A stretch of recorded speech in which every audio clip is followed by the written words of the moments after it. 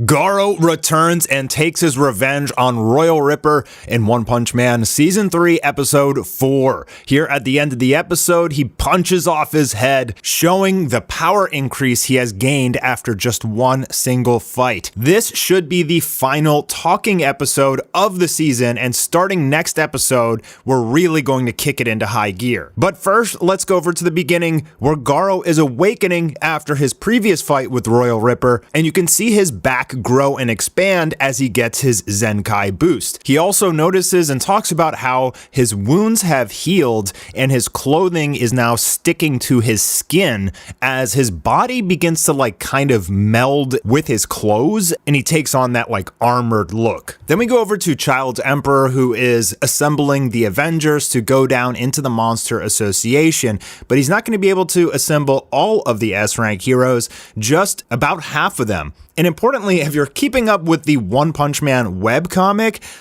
there's a lot of really important things that are happening in parallel with this episode and the recent chapter that just dropped on the webcomic. I've just made a video of that on my channel, but most importantly is the fact that Sekengar here is saying Drive Knight is missing, and later on in the episode, these emotional feels you're getting for Dr. Kaseno, well, they may not be so genuine. Alright, the hot pot scene was highly anticipated by fans. This was one of the more comical slice of life moments that we get in the series, as all of these super powerful characters gather in Saitama's tiny little apartment, and they all go crazy for the hot pot, causing it to fly up in the air.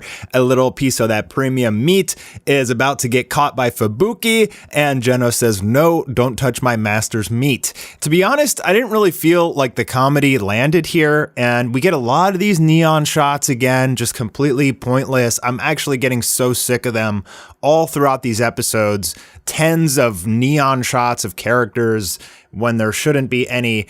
I got asked, is that JC Staff or Bandai? That's definitely JC Staff. That's either the art director or Shin Nagai himself making that decision. And it just, I hate it. I really hate it, actually. They also kind of fumbled this scene. They show the hot pot is empty now, and then they continue talking, and then the hot pot is full again. So that was a little fumble, I guess, out of place scene. The empty hot pot should have came after everybody left, I suppose. So during all the commotion trying to catch the premium meat, King got knocked out, and he's going to take a nap and pass out while Saitama kicks everyone out of his apartment. Garo makes his way back down into the Monster Association, and Giro is going to see that there is an intruder. I think he knows that it's Garo, and he sends all of these monsters to go after it anyway. Off screen, Garo is going to end up fighting a lot of those monsters in that Coliseum that you're seeing.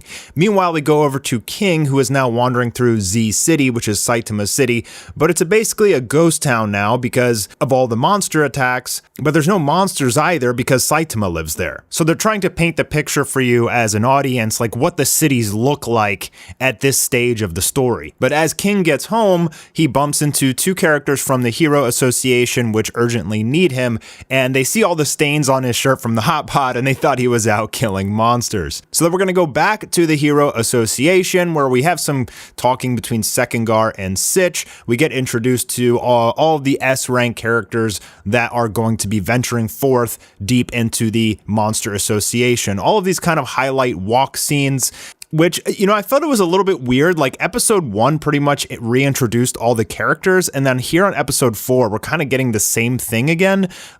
They're hiding their faces when they're walking, it's a big reveal, but it's not. So I just felt like a lot of this stuff just missed. Not that it's bad, it's not bad, it just feels kind of unnecessary. So the S-rank heroes are going to convene and they're going to formulate a plan.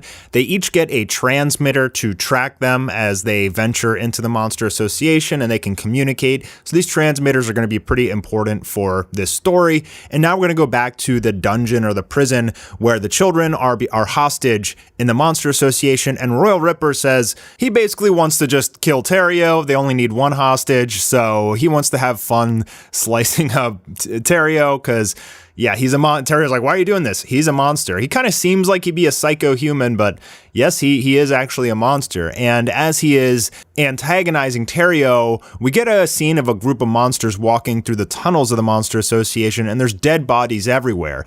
And they're assuming that it was probably Royal Ripper who did this, but turns out it was Garo.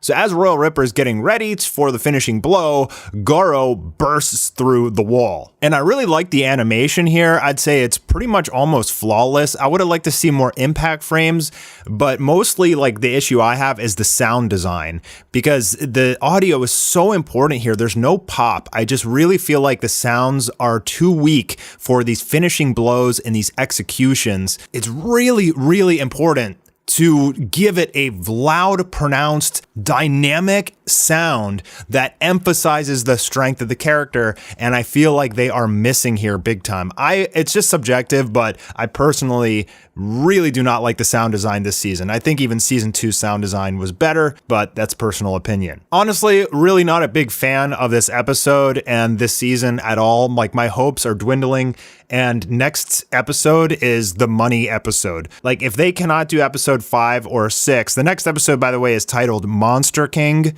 So just to give you an idea of what we're going to be up against here. And if they fumble it, we're in trouble. But the good news is we still have not seen any of the cuts from the top animators, with the exception of Aoki, who seemingly gets a cut in every single episode, carrying it like he did with season 2. And it appears that we're getting that again here, but we do have lots of prominent animators that have not been shown their cuts yet. So it sounds like it's all saved for the final 6 episodes of the season. And I really do think that the first half of this season is going to be, pretty slow. I mean, as you guys can see, it's been a lot of talking, a lot of PowerPoints, and just not really very exciting. Story-wise, it's supposed to kick up, and we haven't seen the best animator cuts yet. To be honest, to be completely honest, because I have been saying the blame should go towards Bandai and not JC Staff, but a lot of these poor decisions are completely JC Staff. All of the neon shots, that's JC Staff.